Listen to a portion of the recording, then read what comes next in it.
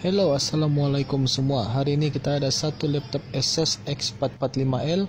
Problem laptop ni slow dan ownernya minta servis.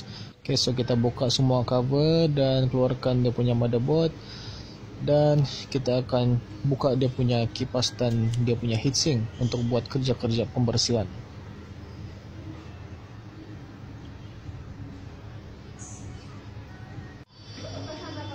Macam yang kamu tengok, dia punya thermal paste kering, alright, dan dia punya kipas pun ada habuk, so kita kena bersihkan ni semua,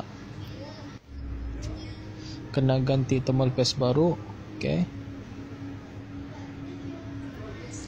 Lepas tu kita akan upgrade SSD. Kita pakai SSD 512GB.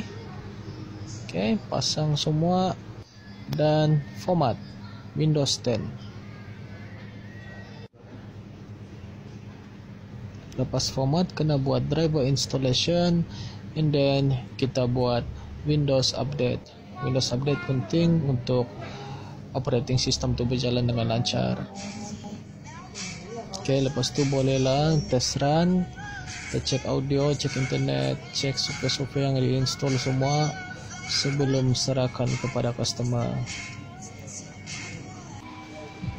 Kami menyediakan servis membaki komputer. Kedai kami beralamat di Kompleks Karamunsing, nombor 99, ground floor sebaris dengan KFC.